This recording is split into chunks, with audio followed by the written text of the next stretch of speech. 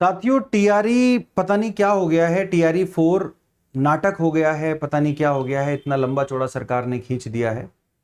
और अभी क्या होगा कि 14 तारीख को सरकार बदल जाएगी बिहार में, तो इस वाली सरकार के सभी लोग अपना पल्ला झाड़ लेंगे। अब होता क्या है कि जैसे ही मुख्यमंत्री इस्तीफा देंगे ना, तो पूरी सरकार ही समझो गिर जाएगी, तो पूरा नया मंत्रिमंडल आएगा। अब शिक्षा मंत्री कौन होंगे कौन नहीं होंगे, या वही होंगे, दोबारा से वही बनेंगे, इस बात पे भी नहीं कह सकते। लेकिन सरकार ने सच में ये नाटक बना रखा है। अब कभी बीपीएससी की मंजूरी मिलती है, सरकार अपने भाषणों में हमेशा बोल रही है 2 सालों से बच्चे यहां पढ़ाई करें या आंदोलन करें, यही नहीं समझ आ रहा। बच्चे पढ़ते भी हैं, घर का काम भी करते हैं, नौकरी पेशा भी अपनी कर रहे हैं। और अब आंदोलन करना भी मतलब जो है वो बच्चों के हिस्से में है कि पहले लड़ाई लड़ो। पहले तो भर्ती लाने के लिए लड़ाई लड़नी पड़ती है, उसके बाद जो एक लड़ाई लड़नी पड़ेगी वो फिर रिजल्ट लाने के लिए लड़नी पड़ेगी, फिर ज्वाइनिंग के लिए लड़नी पड़ेगी। तो मुझे अभी तक अगर मैं देखूं तो मतलब इससे बुरी हालत क्या ही होगी। या तो तुम निकालो मत, सबसे अच्छी बात है कि मत बोलो कि हम भर्ती निकाल रहे हैं। बच्चा कम से कम भरोसे तो नहीं रहेगा। कभी तुम डेट पे डेट निकाल देते हो कि 2 महीने में सब कुछ करा देंगे। डेट आ गई थी पिछली बार, तो इस बार डेट दे दी है, पहले ही दे दी। और डेट ऐसी दी कि 9 महीने 11 महीने बाद की। तो बच्चा यह है कि चुप रहे अपना। लेकिन तुम नोटिफिकेशन भी तो निकालो। अब डेट सितंबर की है तो नोटिफिकेशन तुम अगस्त में थोड़ी निकालोगे। तो यहां पर ये सारी क्लैरिटी जो है भाई, सरकार से सवाल तो बनते हैं।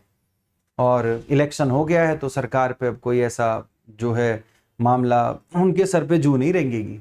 क्यों? क्योंकि सरकार अब तो 5 साल के लिए भूल जा, 5 साल में लोग भूल ही जाते हैं चीजों को, क्योंकि सरकार इस बात को जानती ही है।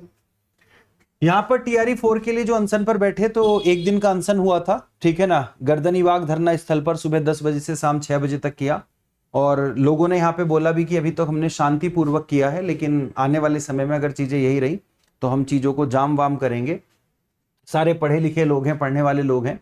बीपीएससी टीआरई 4 का विज्ञापन जल्द जारी करने की मुख्य मांग के लिए शिक्षक अभ्यर्थी का रोष बढ़ता जा रहा है।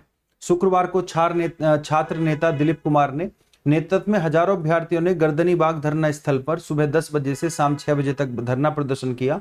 दिलीप अभ्यर्थियों के समर्थन में अनशन पर बैठे रहे और अनशन का त्याग किया। उन्होंने कहा कि लाखों अभ्यर्थी 2 वर्ष से वैकेंसी का इंतजार कर रहे हैं। बीपीएससी कैलेंडर के अनुसार अगस्त 2024 में परीक्षा और सितंबर 2024 में परिणाम घोषित होना था। अब इसको फिर से इन्होंने सितंबर 2026 इन्होंने दे दिया है पेपर के लिए। लेकिन अब तक विज्ञापन जारी नहीं हुआ। आरोप लगाया कि सरकार और शिक्षा विभाग की ओर से बार बार आश्वासन दिया गया, लेकिन स्थिति जस की तस बनी हुई है। कहा कि देरी के कारण कई अभ्यर्थियों की आयु सीमा समाप्त हो रही है, जिससे उनका भविष्य प्रभावित हो रहा है। चेतावनी देते हुए कहा कि यदि जल्द विज्ञापन जारी नहीं हुआ तो लाखों अभ्यर्थी सड़क पर उतरकर बड़ा आंदोलन करेंगे। अनशन के दौरान कुछ अभ्यर्थियों की तबियत बिगड़ गई, जिन्हें अस्पताल में भर्ती कराया गया। प्यारे साथियों, आप ही थोड़ा सजेस्ट करो कि क्या चीजें हो सकती हैं, कैसे सरकार पे दबाव बनाया जा सकता है। देखो भैया, ट्वीट कर लिया तो सरकार नहीं मानी, इलेक्शन हो गया तब बच्चों ने धरना दिया तो कुछ नहीं हुआ, सरकार जीत गई और ज्यादा वोट मिले।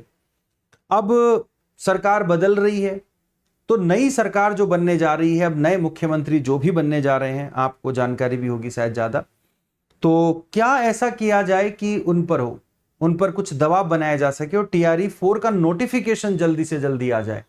क्योंकि नोटिफिकेशन जल्दी आ जाएगा, बच्चा तैयारी में लगेगा। अभी बच्चा क्या है, 2 माइंड हो रखा है। ऐसा नहीं कि बच्चा पढ़ना नहीं चाहता, बच्चा पढ़ना चाहता है, लेकिन वो ये नहीं चाहता कि टीआरई के चक्कर में मैं बाकी चीजें छोड़ दूं।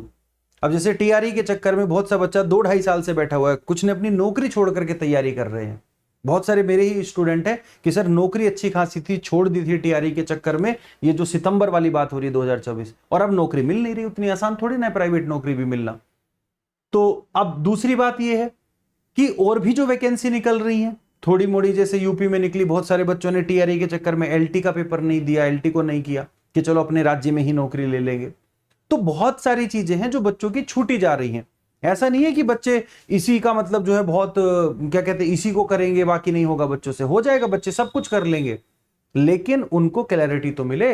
अब उनको 2 ऑप्शन चुनने हैं, टीआरई का भरोसा नहीं, दूसरा इसके साइड में और जो वैकेंसी आ रही है वो निकल जा रही है। बच्चा DSSB पे अच्छे से फोकस नहीं कर पा रहा, बच्चा केवीएस पे फोकस नहीं कर पाया इस वजह से कि टीआरई कहीं आ ना जाए, कहीं टीआरई का पेपर ना हो जाए, कहीं मैं तैयारी में पीछे ना रह जाऊं। नवोदय विद्यालय निकल गया, ईएमआरएस निकल गया बहुत से बच्चों के हाथों से।